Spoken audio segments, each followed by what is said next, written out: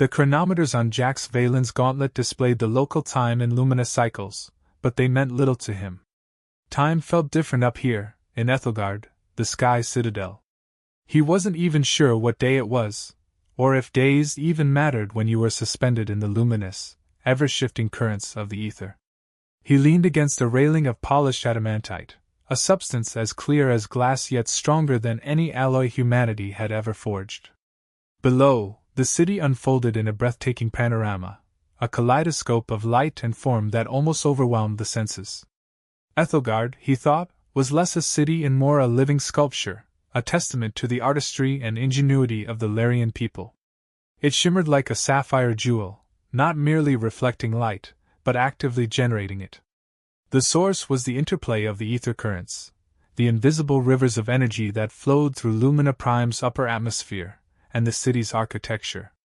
Aethelgard wasn't built on the ether, it was woven into it, drawing power and life from its very essence. The adamantite structures curved and flowed, defying gravity with a grace that bordered on the impossible. Shimmering chronal fields rippled around the buildings, blurring their edges and creating an illusion of perpetual motion. Jaxx knew these fields weren't merely decorative. They were complex energy matrices, woven into the city's very fabric, manipulating the flow of time and space within Aethelgard itself. Some whispered that the wisest seers could tap into these chronal fields to see glimpses of the future, though he never met anyone who admitted to doing so. He watched as sky skiffs, sleek vessels crafted from iridescent materials, danced through the ether currents. Their routes were seemingly random, a chaotic ballet of light, but Jaxx knew each held a precise purpose, whether transporting diplomats, researchers, or merchants. The skiffs were a lifeline, connecting Aethelgard to the floating academies, the astral observatories, and the vital crystal mines that dotted Lumina Prime's upper atmosphere. He could also see walkways that appeared to defy the laws of physics, levitating gracefully between the towers and spires. These weren't simply roads. They were chrono bridges, shimmering with faint energy signatures that warped and distorted the light around them. He was told that they were anchored into Lumina Prime's magnetic field, drawing power and stability from the planet's core, but that explanation never really felt complete. There was something more to the levitating walkways, something magical that eluded scientific understanding. Cascades of starlight poured from the city's higher levels, not water, but pure, concentrated luminescence. These weren't simply spotlights. They were streams of harvested starlight, filtered through complex prisms and woven into intricate patterns that illuminated the city below. The star cascades were said to hold restorative properties, replenishing the spirit and invigorating the body, washing away the stresses of a world constantly under pressure. Beyond the visual splendor, the air thrummed with ethereal sounds. Choral voices, distant and haunting, echoed from the heart of Aethelgard, their lyrics indecipherable, yet their tone deeply resonant. He was told these were the songs of the chronomasters, the ancient seers who guided the Astra Concordat, their voices resonating through the city's very bones. Interspersed with the choral voices were the delicate tinkling of wind chimes, crafted from crystals that sang in harmony with the ether currents. The glowing chronal trees themselves seemed to hum with a low, resonant frequency, a living orchestra of light and sound. Lumina Prime, the world beneath Aethelgard, was a spectacle of its own. Shrouded in perpetual aurora, it was a swirling canvas of violet, emerald, and crimson light. The planet's surface was rarely visible, lost beneath the shimmering layers of the atmosphere, a secret world hidden beneath a veil of celestial energy. It was a world that had suffered greatly, a world that had endured a cataclysmic event known as the Great Fracture, leaving it scarred and unstable. Aethelgard, in a sense, was both a sanctuary and a prison, built to protect its inhabitants from the world below, but also binding them to its fate. Aethelgard was more than just a city. It was a symbol of the Astra Concordat, an alliance forged from the ashes of the Great Fracture. It was meant to represent the best of Lumina Prime's surviving cultures, the Lyrian seers, the technological prowess of the Xylenites, the bioengineering mastery of the Sylvanites, all working together in harmony. It was a testament to unity, advancement, and the harmonious blend of magic and technology. Or at least, that's what the propaganda holos told them. Jaxx had seen the cracks in the facade, the tensions simmering beneath the surface.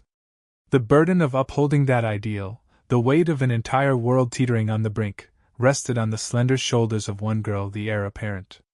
And Jaxx was beginning to suspect, soon it was going to rest on his own. The chronometers on Jaxx Vaylin's gauntlet displayed the local time in luminous cycles, but they meant little to him. Time felt different up here, in Aethelgard, the Sky Citadel. He wasn't even sure what day it was, or if days even mattered when you were suspended in the luminous, ever-shifting currents of the ether. He leaned against a railing of polished adamantite, a substance as clear as glass yet stronger than any alloy humanity had ever forged. Below, the city unfolded in a breathtaking panorama, a kaleidoscope of light and form that almost overwhelmed the senses. Aethelgard, he thought, was less a city and more a living sculpture, a testament to the artistry and ingenuity of the Lyrian people. It shimmered like a sapphire jewel, not merely reflecting light, but actively generating it.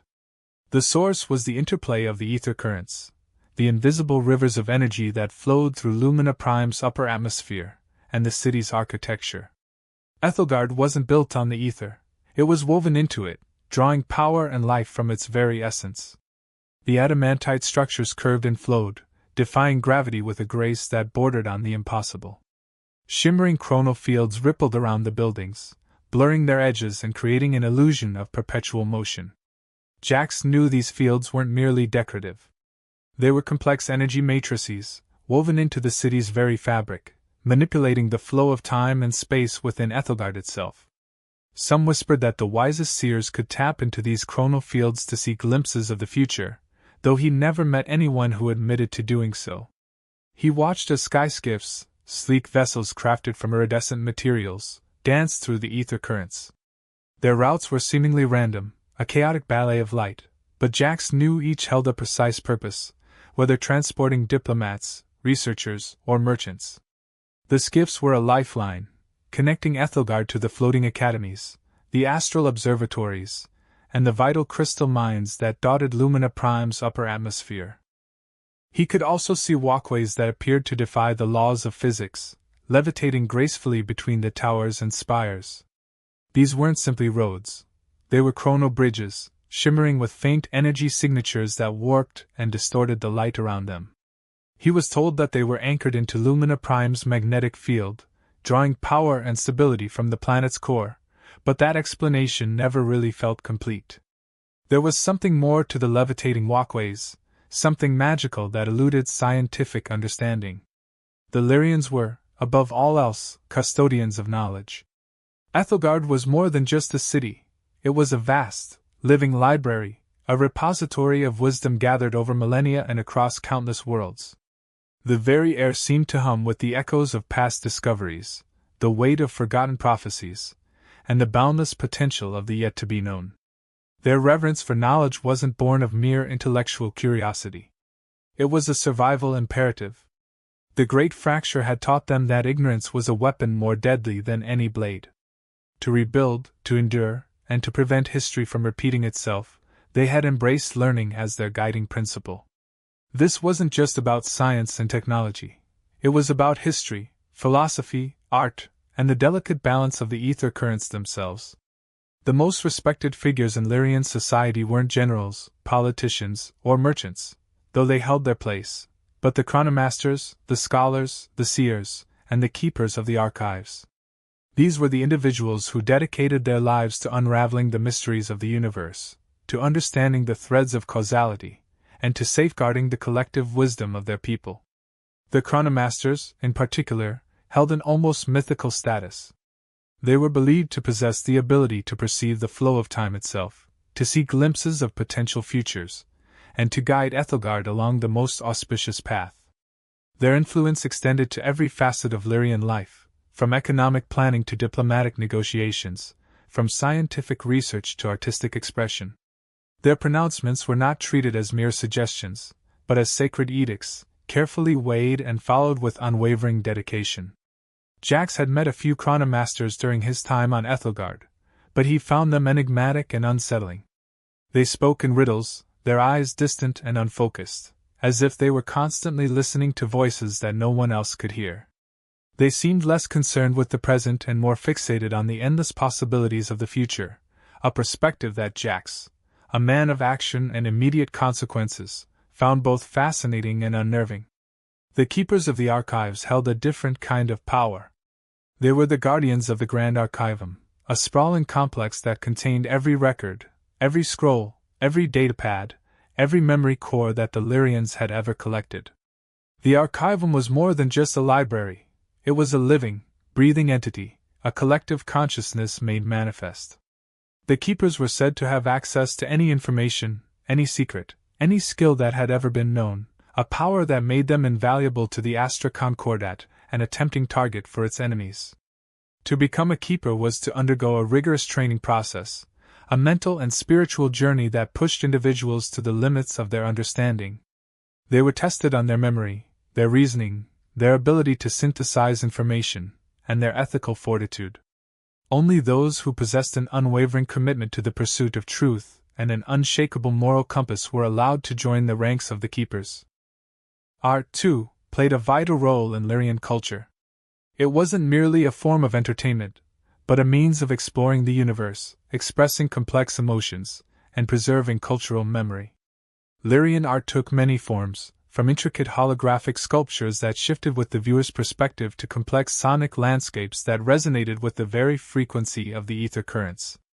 Many of the most celebrated Lyrian artists were also skilled mathematicians, physicists, and philosophers, blurring the lines between art and science in a way that Jaxx found both impressive and bewildering.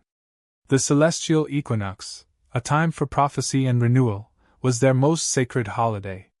A 7-day celebration that marked the moment when Lumina Prime aligned perfectly with the 3 celestial bodies that circled it. The celebration marked the most sacred event. Aethelgard transformed into a kaleidoscope of light and sound. Every surface glowed, every structure shimmered, and the entire city seemed to vibrate with anticipation. The celestial equinox is a major cultural event that brought millions of people together. The people in town would come together and feast and dance to celebrate the rebirth and hope for the future. There would also be rituals that would take place with the priests and other officials. It was a time of great joy and anticipation, but also a time of heightened vigilance. With the convergence of celestial energies came increased instability and vulnerability. The borders between realities thinned, making it easier for rogue energies and unwanted entities to slip through. This is why the Chrono Guard was placed on high alert during the equinox, their vigilance a crucial safeguard against the unknown. One of the most important events of the celestial equinox was the proclamation of the heir apparent. During this ceremony, Lyra would step forward before the assembled populace of Lumina Prime and deliver her vision for the future. Her words would be carefully scrutinized, analyzed, and debated for months, shaping the political, social, and scientific landscape of the world. The people of Zephyria are excited to receive these orders, as she has been preparing for this for a very long time. However, a sinister force has made its move before the proclamation can be made. As the sky darkens above Aethelgard, only the strength of the planet and its citizens can help. The celebration was important to the Lyrian people. Each detail, the art, the music, the ceremonies, were meticulously designed to inspire hope, foster unity, and reaffirm their commitment to knowledge and foresight. Yet, despite all the beauty and grandeur, Jaxx sensed an undercurrent of anxiety, a subtle tension that belied the festive atmosphere. He saw it in the guarded glances of the Chrono Guard, in the hurried whispers of the diplomats, in the strained smiles of the Lyrian citizens. He couldn't quite put his finger on it, but something felt amiss, as if a shadow was creeping across the sunlit splendor of Aethelgard. That feeling intensified as he watched the grand zenith procession make its way through the city. The procession was an extravagant display of Lyrian wealth and power, a dazzling parade of floats, sky skiffs, and ethereal performers. However, amidst the spectacle, Jaxx noticed something that made his blood run cold. The first drop pod, designed to blow the vault open, began its descent. This invasion might change everything. And so, as the celestial equinox began, the seeds of chaos were already sown, promising to unravel the fragile threads of peace and harmony that held the Astra Concordat together. Jaxx knew that the time for observation was over. The time for action had arrived. He dropped his empty synth coffee cup over the edge of the railing, the sound swallowed by the murmuring city below, and prepared to meet the storm head-on. The video has a thumbnail to attract new viewers and get them interested in what the video contains. The thumbnail is the best way to showcase any video on online platforms such as YouTube, thus making them more appealing to the audiences. The serenity fractured, not with a bang, but with a psychic scream that resonated deep within the very bones of Aethelgard. It wasn't a sound that traveled on the air currents. It burrowed directly into the minds of everyone within the Sky Citadel, a raw, unfiltered wave of pain and terror. Jaxx Valen staggered, clutching his head. He was trained to resist psychic attacks, but this was unlike anything he had ever experienced. It was primal, unrefined, a pure expression of anguish that bypassed his mental defenses and struck directly at his core. He felt a cold dread seep into his heart, a feeling of utter helplessness that was alien and terrifying. The melodic hum that usually permeated Aethelgard dissolved into a cacophony of jarring noises. The tranquil chimes of the ether trees twisted into shrieks. The choral voices of the chronomasters faltered, dissolving into a desperate, broken harmony. The rhythmic pulse of the chronofield sputtered, casting flickering shadows across the polished adamantite surfaces. The shift wasn't merely auditory. It was a visceral assault on every sense. The air, once crisp and invigorating, now tasted of ozone and fear. The vibrant colors of the city seemed to dim, replaced by a pallid, sickly hue. Even gravity seemed to waver, causing a moment of disorienting weightlessness that left Jaxx reeling. The carefully cultivated order of Aethelgard was collapsing into chaos. People screamed, clutching their heads, collapsing onto the levitating walkways. Sky skiffs swerved erratically, their pilots incapacitated.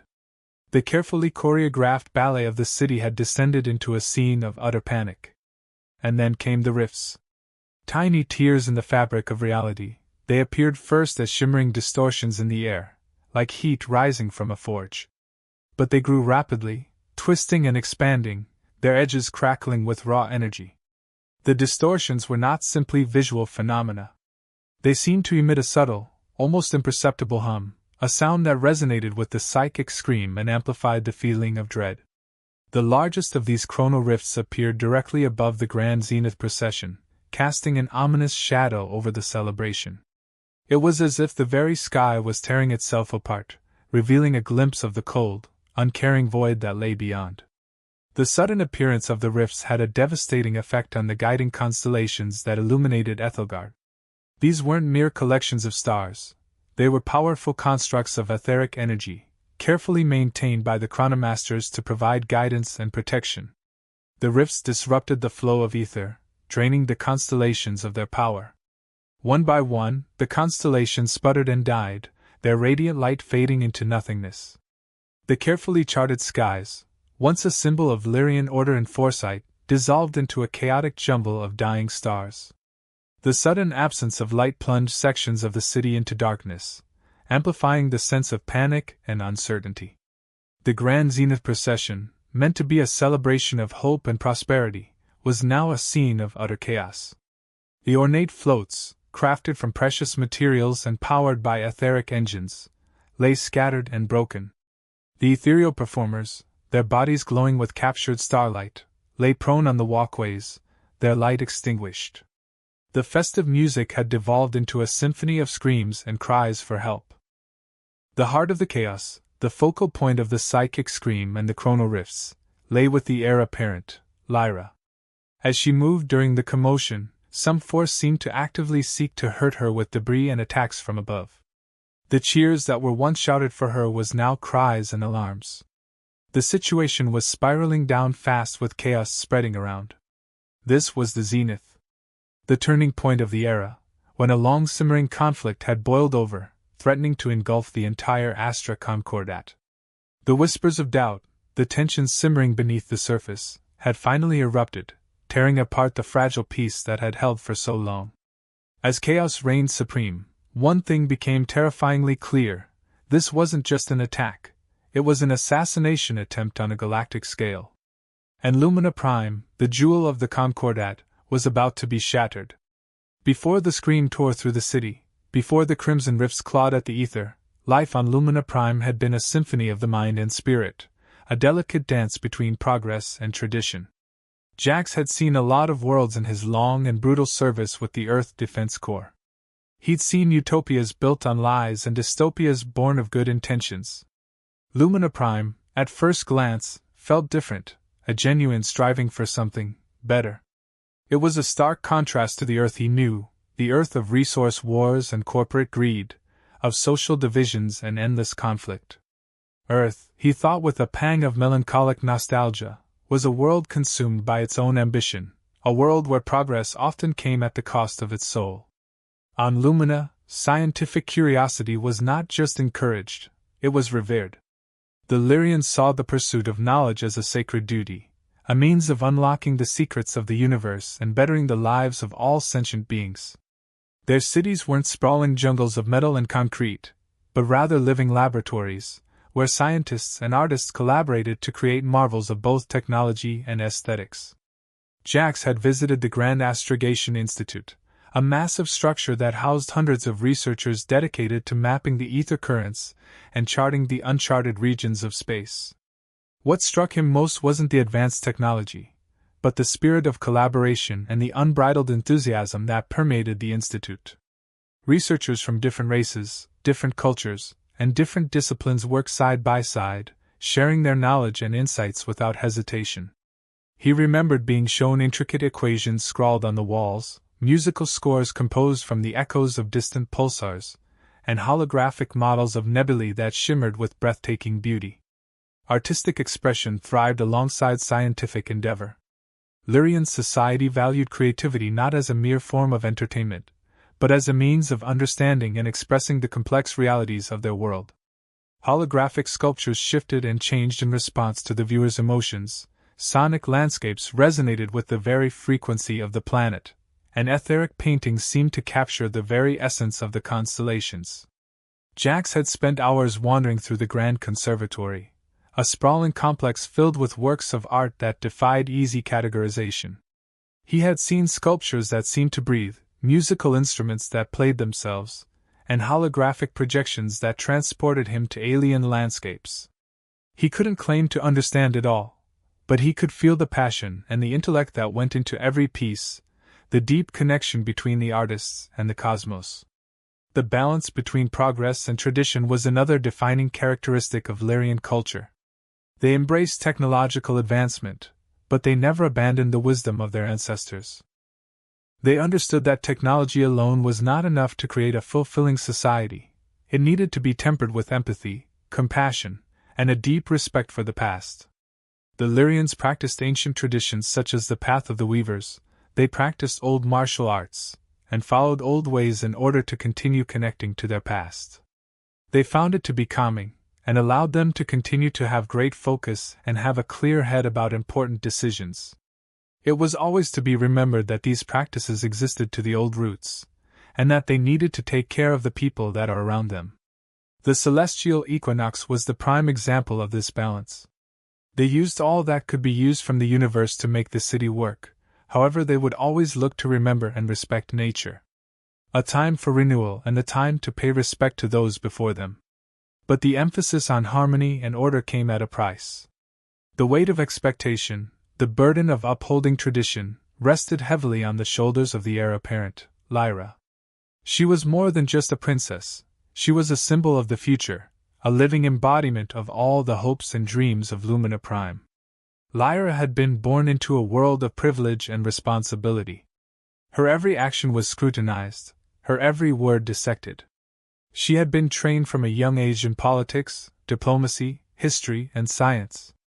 She was surrounded by advisors, tutors, and protectors, all vying for her attention and influence. She lacked the ability to make choices, and the only thing she really had was her own thoughts.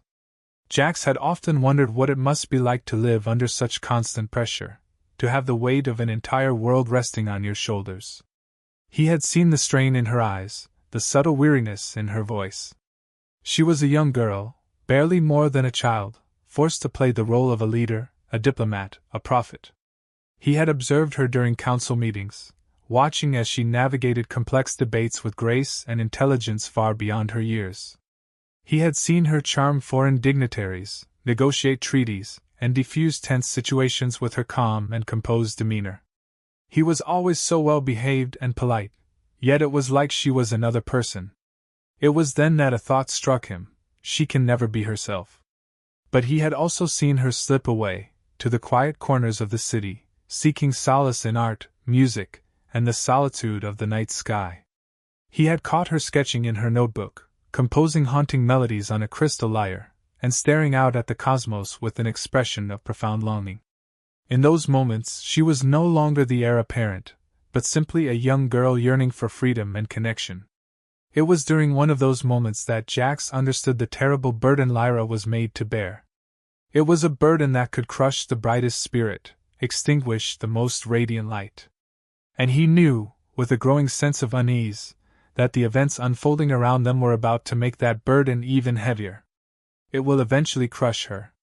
Little did he know, she was about to grow in ways neither him nor herself would know. As the sky darkened above Aethelgard, as the psychic scream echoed through the city, and as the Solarii Hegemony ships approached Lumina Prime, Jaxx knew that the fragile balance of Lyrian life was about to be shattered. He couldn't save the world, but he could protect Lyra. And in that moment, that was all that mattered. Lyra was a child of Lumina Prime, born under skies painted with the ever-shifting brushstrokes of the Aurori. Her very essence seemed intertwined with the ether currents that coursed through the planet's atmosphere and sustained the Sky Citadel, Aethelgard. It was in her bones, her mind, but most distinctly, her hair. Her ether-touched hair wasn't merely blonde, or silver, or any single hue. It was a living aurora, a constantly shifting tapestry of color that mirrored the celestial display above. One moment it might gleam with the fiery orange of a supernova, the next it would cascade into the tranquil blue of a distant nebula. It was said that the colors reflected her mood, the subtle fluctuations of her inner state, but Lyra herself often felt like a mere vessel for something far greater than herself. Her long tresses, often braided with shimmering crystal threads and delicate ether-spun ornaments, were a source of endless fascination, but also a constant reminder of her destiny. Her hair, much like Lumina Prime, shifted to reflect a state. When she was happy it glowed, and when she was in times of crisis, it lost its color. More striking still were her eyes. They were not merely blue, green, or even the shimmering violet that was common among the Lyrian people. Lyra's eyes were miniature constellations, swirling vortexes of starlight contained within the delicate structures of her irises. It was as if a fragment of the cosmos had been captured within her very being, a reflection of the infinite possibilities and the boundless potential that lay dormant within her. They were eyes that had seen too much, even at such a young age. Eyes that had witnessed the weight of prophecies, the burden of leadership, and the stark reality of a world slowly fading away. There was a depth to her gaze that belied her youthful appearance, a wisdom and a melancholy that resonated with Jaxx and drew him to her despite the gulf of culture and experience that separated them. To look into Lyra's eyes was to look into the soul of Lumina Prime itself. They reflected not only the beauty of the city and the grandeur of the cosmos, but also the pain of the great fracture, the anxieties of a fractured Concordat, and the daunting task of rebuilding a shattered world. Her role as the heir apparent, the destined successor to Queen Valenska and the future ruler of Lumina Prime, was a mantle she wore with both grace and a profound sense of responsibility. She was trained from a young age to shoulder the burdens of leadership, to navigate the treacherous currents of intergalactic politics, and to uphold the ancient traditions of her people. The training, while essential, was an endless amount of information. Never enough fun, but a duty to behold. The pressures were immense. The Astra Concordat, the fragile alliance of worlds that Lumina Prime had painstakingly forged after the Great Fracture, was constantly under threat from external forces, particularly the expansionist Solarii Hegemony, a ruthless and technologically advanced empire driven by a hunger for conquest. The people that helped her were also part of the Concordant, and their survival relied on her making the best choices for all races. But internal dissent was just as dangerous. The long-standing tensions between the Lyrian seers, the Xylanite technocrats, and the Sylvanite bioengineers threatened to unravel the Concordat from within. Each faction had its own vision for the future, its own priorities, and its own deeply ingrained prejudices. Lyra, as the future ruler, was expected to unite these disparate groups, to forge a common path forward, and to prevent the Concordat from collapsing into chaos. The weight of ancient prophecies, too, rested heavily upon her shoulders. She had been raised on tales of heroes and saviors, of chosen ones destined to avert catastrophic doom. The Lyrian seers believed that she was the key to unlocking Lumina Prime's true potential, that she possessed the ability to heal the wounds of the Great Fracture and restore balance to the world. But what if she failed? What if she proved to be unworthy of the prophecies? What if she was simply a flawed mortal, incapable of living up to the impossible expectations placed upon her? The weight of these questions bore down on Lyra, contributing to a deep sense of isolation. She was surrounded by people, but she felt utterly alone, separated from them by her status, her destiny, and the knowledge that her every action would be judged by future generations. She was a prisoner of her own legacy, trapped within the gilded cage of Aethelgard. This solitude led Lyra to the study of ancient and future relics, looking to see what Lumina had in store for her. Looking out at the galaxy and the space between stars made her wonder, am I enough? Or is the universe far too vast to be saved by one, or even several, such as I? Her mind was a sanctuary, where the stories of the past mingled with the possibilities of the future, where logic and reason could coexist with imagination and intuition. She devoured every scroll, every datapad, every holographic record she could find, absorbing the knowledge of her ancestors and the wisdom of the ages. She would often seek refuge on the highest spires of Aethelgard, where she could gaze out at the vast expanse of the cosmos and lose herself in the endless tapestry of stars. She knew that, in the grand scheme of things, Lumina Prime was but a tiny speck of light in the infinite darkness. But she also knew that, to the people who lived there, it was everything. The more she learned, the more she realized the enormity of the task before her. The weight of expectation pressed down on her, threatening to suffocate her. And yet, something within her refused to break. A spark of resilience, a flicker of determination, burned brightly within her soul. Despite the burden of her destiny, despite the isolation and the pressure, Lyra possessed an unwavering sense of purpose. She truly believed that she could make a difference, that she could help to build a better future for Lumina Prime and the Astra Concordat. It was this belief, this unwavering commitment, that allowed her to endure, to persevere, and to face the challenges ahead with courage and grace. That and one key belief that she had been taught at a young age to protect all that she cared for, at all costs. It had become a personal motto that she would carry with her for the rest of her life. And unbeknownst to her, her destiny was about to collide with that of a battle-scarred human soldier, a man who knew nothing of prophecies and destiny, but who understood, in his very bones, the importance of courage, sacrifice, and the unwavering defense of the innocent. Their meeting, in the heart of chaos, would set in motion a chain of events that would reshape the destiny of Lumina Prime, and perhaps, the entire galaxy. The storm, as they say, was coming. Archon Selene moved with the practiced precision of a chronometer, each step deliberate, each gesture economical. Her presence commanded attention, not through theatrical displays of power, but through an aura of quiet competence and unyielding resolve. She was the embodiment of Lyrian stoicism, a bulwark against chaos, and the unwavering hand that guided the Chrono Guard. Selene hadn't always been Archon. She began, as all guards did, at a young age and trained fiercely to the most extreme degree.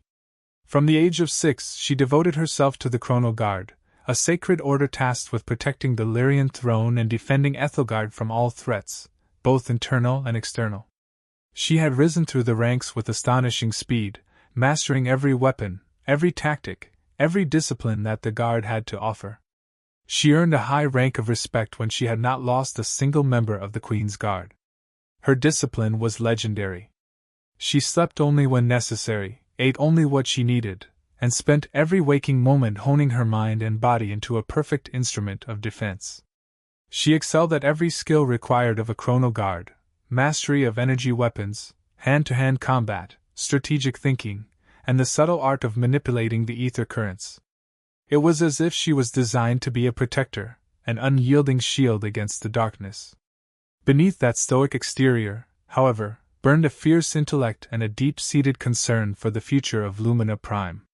She understood, perhaps better than anyone, the precariousness of their situation, the constant threat of the Solarii Hegemony, and the internal divisions that threatened to tear the Astra Concordat apart. She spent countless hours poring over strategic simulations, analyzing enemy tactics, and developing contingency plans for every conceivable scenario. She studied the ancient prophecies, searching for clues, for warnings, for any advantage that might help her protect her people. She never rested, never relaxed, always driven by the relentless pressure of responsibility. Her uniform reflected this pragmatism. It was stark and efficient, designed for function rather than display. Composed of interlocking plates of hardened polymer and shimmering etherweave, it was lightweight, flexible, and capable of deflecting even the most powerful energy blasts. The helmet, faceless and impersonal, concealed her features, emphasizing her role as an embodiment of duty and selflessness. But it was her eyes that betrayed the depths of her soul. Jaxx had seen them in unguarded moments, fleeting glimpses of warmth, of sadness, of a deep-seated longing for a world free from conflict. Those eyes, so intense and focused, were also windows into a heart that cared deeply for the people she was sworn to protect. Nowhere was this more evident than in her relationship with Lyra. Selene had been Lyra's protector, tutor, and confidant since the heir apparent was a small child. She had guided Lyra through the trials and tribulations of her training, nurturing her intellect, strengthening her spirit, and preparing her for the immense responsibility that lay ahead. Their relationship was complex, a delicate balance between duty and affection. Selene treated Lyra with the respect and deference due to a future ruler, but she also cared for her with the warmth and tenderness of a mother. She knew that Lyra needed to be strong, resilient, and independent, but she also understood that she was still a young girl, in need of guidance, support, and love. Balancing those two roles was a constant struggle. Selene often found herself caught between the dictates of tradition and the urgings of her own heart. She wanted to shield Lyra from the harsh realities of the world, but she also knew that Lyra needed to face those realities if she was to become a truly effective leader. She never wanted anything to happen to Lyra, as she was supposed to be the true protector. She has failed her. As the attack was launched, she was there with Lyra as they protected the Queen. As the leader of the Chrono Guard, Selene was responsible for Lyra's safety above all else. She had drilled her guards relentlessly, implemented the most advanced security protocols, and maintained a constant vigilance against any potential threat. So she now feels guilty. If she could have done better, this could not have happened. But she knew that no amount of preparation could guarantee Lyra's safety. She knew that the universe was a chaotic and unpredictable place, and that even the most meticulously laid plans could be undone by a single, unexpected event. She didn't know that it would be something inside that would cause the most damage. The psychic scream that tore through Aethelgard, the appearance of the chrono rifts, and the impending arrival of the Solarii Hegemony fleet had shattered her carefully constructed world, revealing the vulnerability of her position and the fragility of Lyra's safety. As she prepared for the coming storm, she knew that the stakes had never been higher, and that the fate of Lumina Prime rested on her shoulders. She would take the blame. But at her deepest core she knew what to do. She will protect Lyra, no matter what is to come. Jaxx Valen carried his history etched onto his soul, a silent testament to the countless conflicts he had weathered. He wasn't a Lyrian, born into a culture of serene wisdom and etheric harmony. He was a product of a different world, a different reality, a human space marine, forged in the fires of interstellar war. Earth, in its relentless expansion across the cosmos, had left a trail of blood and broken promises in its wake. Jaxx had been a soldier in that expansion, a weapon wielded by humanity's insatiable hunger for resources and territory. He'd fought on desolate moons, in asteroid fields teeming with pirates, and on alien worlds teeming with hostile life forms. He'd seen the best and worst of humanity, the pinnacle of technological achievement, and the depths of savage brutality. Each battle had left its mark, a subtle etching on the landscape of his psyche. He carried the weight of fallen comrades, the echoes of dying screams, and the haunting images of worlds consumed by war. He wasn't proud of everything he had done, but he had done what he thought was necessary to survive, to protect his people, and to uphold the ideals he had sworn to defend. At least, that's what he told himself. Now, standing in the heart of Aethelgard, surrounded by the ethereal beauty of the Lyrian civilization, he felt like an artifact from a bygone era, a relic of a more violent and less enlightened age. He was a square peg in a round hole, a blunt instrument in a delicate orchestra. His face, weathered and lined from years of exposure to the harsh elements of space and combat, told its own story. He had a strong jawline, framed by dark, close-cropped hair streaked with silver at the temples. His eyes, the color of storm-tossed seas, held a weary resolve, a haunted quality that hinted at the ghosts that still lingered in his memory. A network of scars crisscrossed his body, a map of battles fought and lost. A long, jagged scar bisected his left eyebrow, a souvenir from a close encounter with a xylonite energy blade. A cluster of smaller scars marred his right hand, remnants of a firefight with a particularly vicious species of space pirates. Each scar was a reminder of the price he had paid, of the sacrifices he had made, and of the battles that still raged within him. He carried his history not as a badge of honor, but as a burden, a weight that threatened to drag him down into the darkness. It was the reason he had accepted the posting to Lumina Prime, the reason he had sought to escape the endless cycle of violence and conflict. He had hoped to find peace, to find redemption, to find a way to atone for the sins of his past. But peace, he was quickly learning, was a difficult thing to find, even in a place as seemingly idyllic as Aethelgard. He found himself torn between his role as a diplomat and his combat instincts, struggling to reconcile the demands of peaceful negotiation with the ingrained habits of a lifetime of war. As a diplomat, he was expected to be patient, understanding, and respectful of alien cultures, even when those cultures clashed with his own deeply held beliefs. He was tasked with building bridges, forging alliances, and promoting cooperation amongst the disparate members of the Astra Concordat.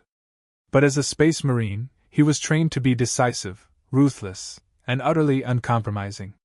He was taught to assess threats quickly, to neutralize enemies efficiently, and to always prioritize the safety and security of his own.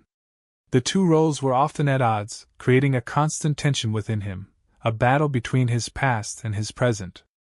The Lyrians, with their emphasis on knowledge, foresight, and ethereal wisdom, were a stark contrast to the direct, pragmatic, and often brutal nature of humanity.